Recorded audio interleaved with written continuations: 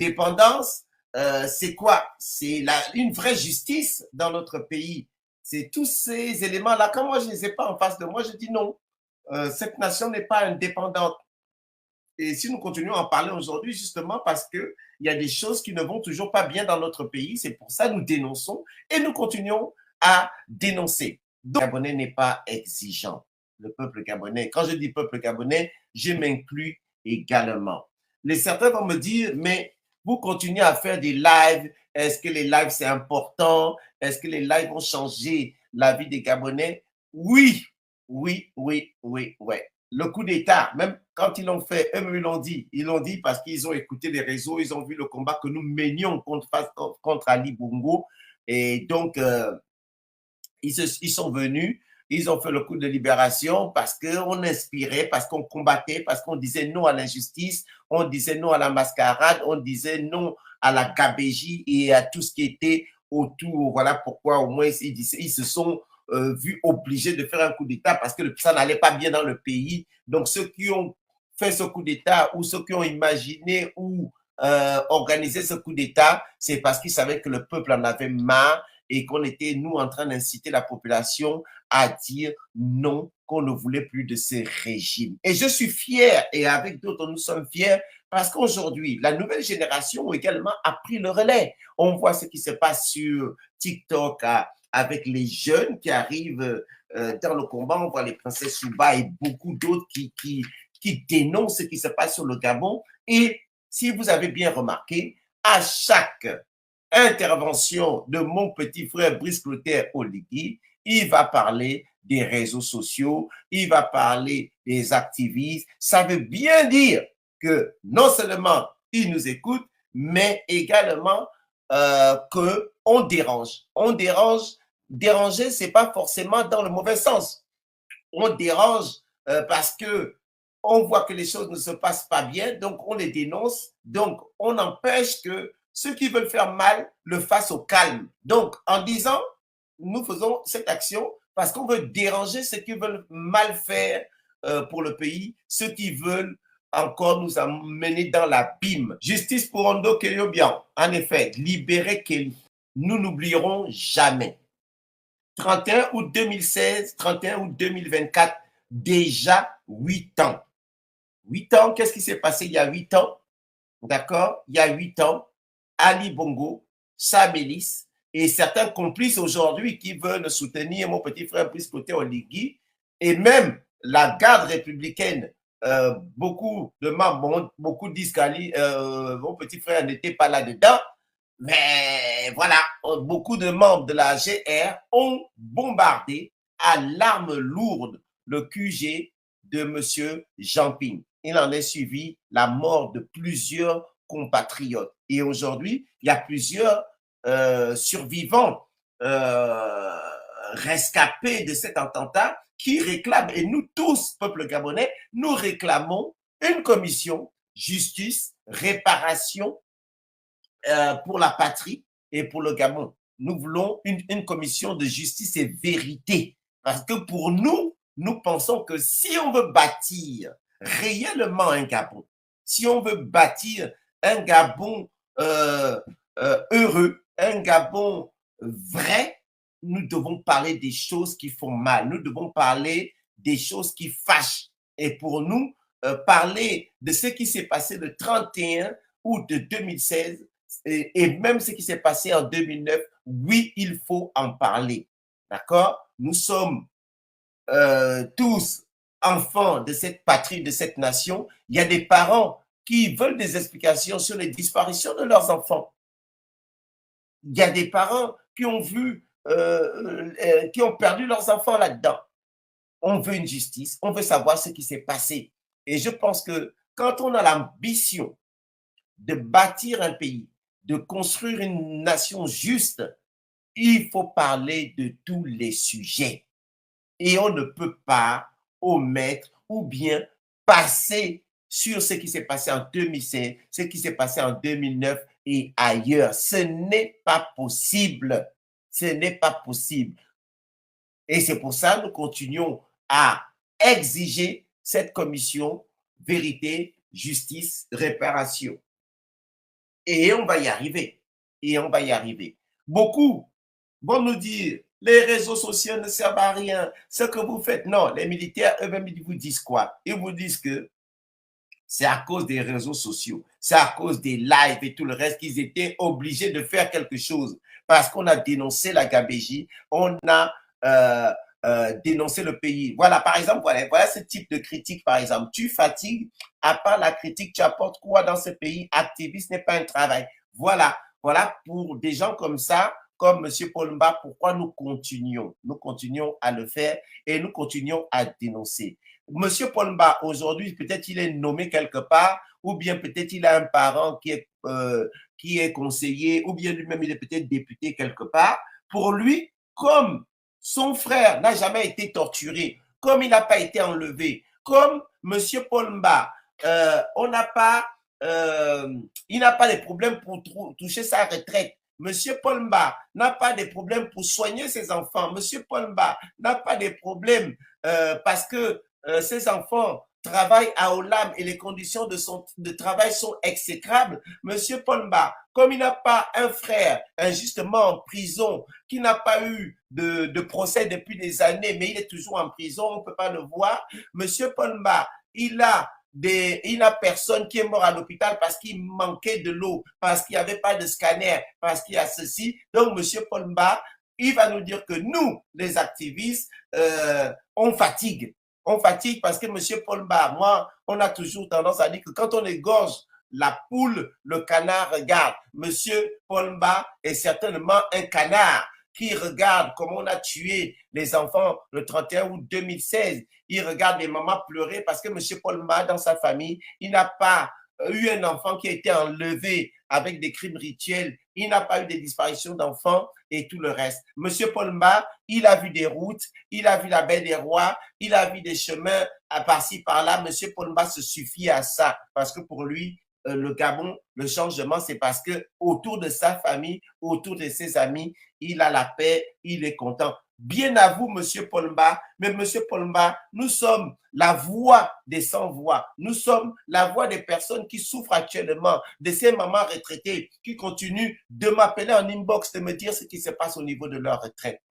Oui, Monsieur Paul-Mba, nous sommes la voix de Kelly Ondombian, qui est injustement en prison, alors que lui aussi, il a voulu y faire un coup d'État, mais il est injustement en prison. Oui, Monsieur Paul-Mba, nous sommes la voix de Hans Otunga, le jeune petit frère de Thibaut Adjatis, même si aujourd'hui, on sait par quoi il a traversé, on ne peut pas juger son discours actuel, mais on sait par quoi il est passé. Oui, Monsieur Paul-Mba, nous sommes la voix de Hans Otunga, parce que ce jeune a été torturé en pleine étape de transition. Et parce que le 17 août, quand mon petit frère Oligui a fait le discours, il n'est pas venu vous parler de ce qui s'est passé avec Hans.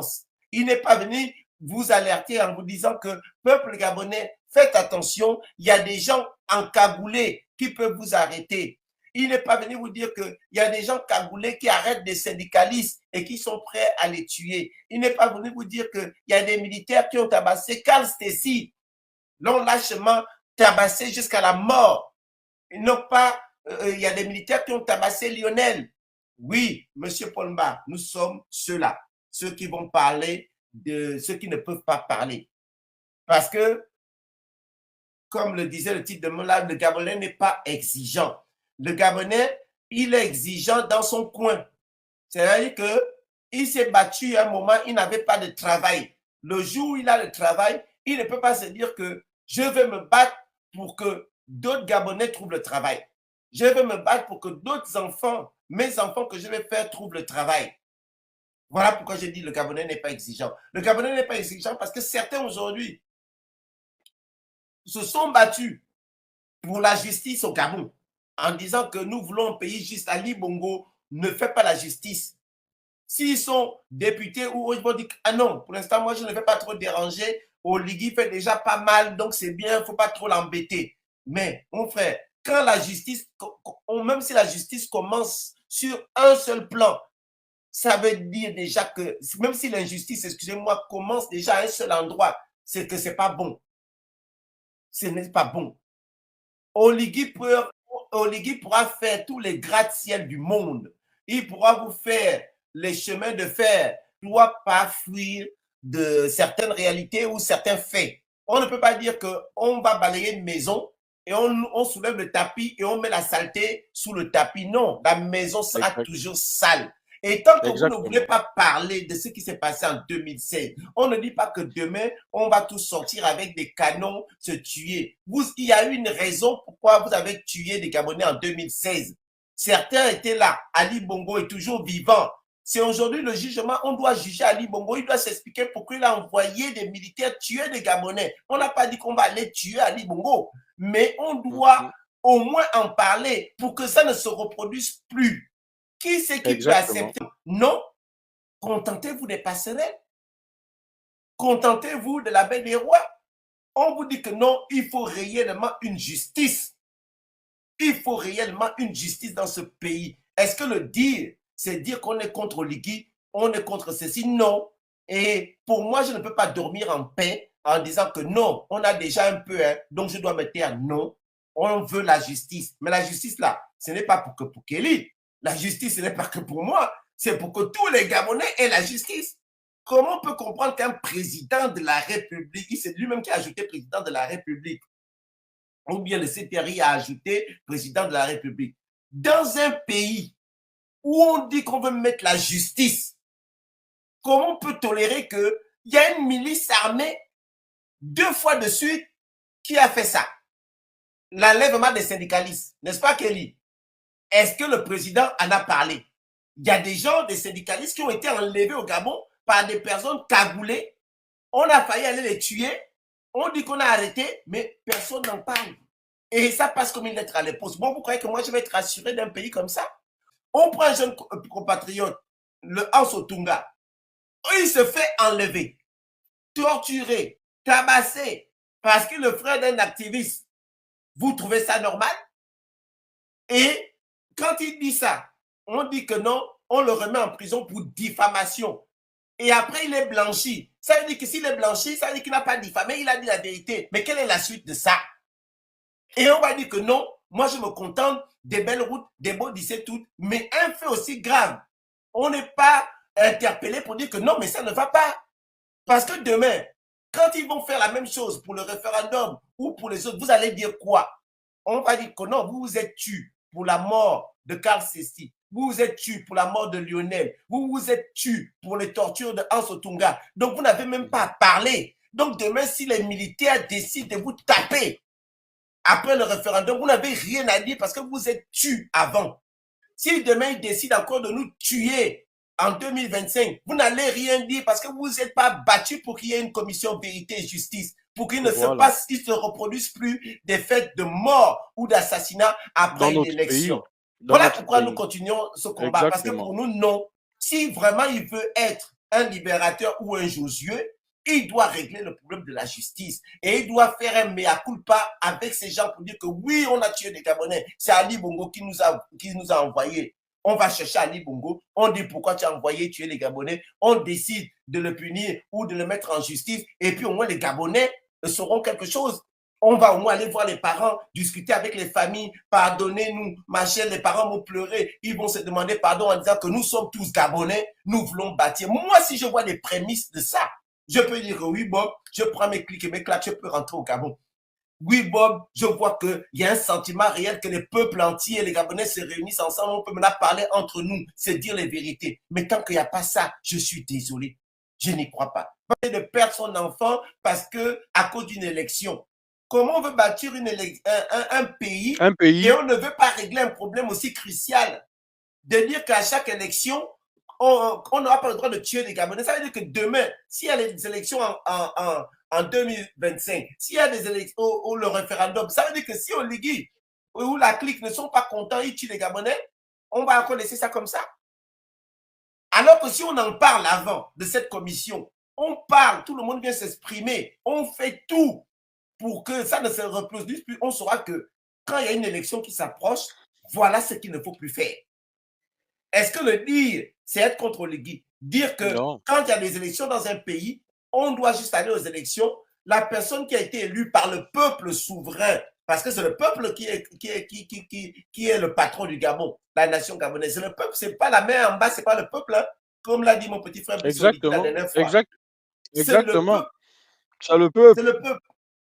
Voilà. Donc, nous, on ne peut pas dire que, on va nous dire qu'on veut bâtir un pays, mais les gens qui ont tué hier, c'est eux, ils se pavanent, ils ont des droits. Les gens qui ont pillé notre pays sont en tribune d'honneur avec celui qui dit qu'il veut la justice au Gabon, il veut la transparence.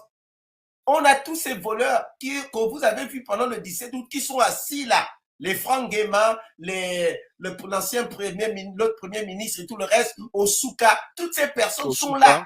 Alors que hier, on a crié contre ces personnes-là. On a dénoncé cette gabégie, on a dénoncé ces vols. Vous voulez nous dire que, comment vous voulez que nous, on soit rassurés de dire que réellement, Brice Clotaire Oligui veut la justice au Gabon? Comment on peut être rassuré avec ça quand on voit ce qui se passe? Nous, on est bien contents parce que certains, maintenant, ils ont des enfants, ils peuvent amener les enfants à la baie des Rois ou autre. Ils peuvent avoir des. Vous avez, avant, vous n'aviez pas de passerelle. Vous pouvez maintenant passer. D'accord? Mais demain, même sur la passerelle là, vous allez passer, il y a des braqueurs qui vont vous tuer demain. Vous allez dire quoi? Contentez-vous de la passerelle et pas de la justice. De la passerelle. Exactement. Demain, votre enfant va passer là, on va l'enlever. Vous avez trouvé le corps déchiqueté avec les sexes saisonnés. On a coupé la langue.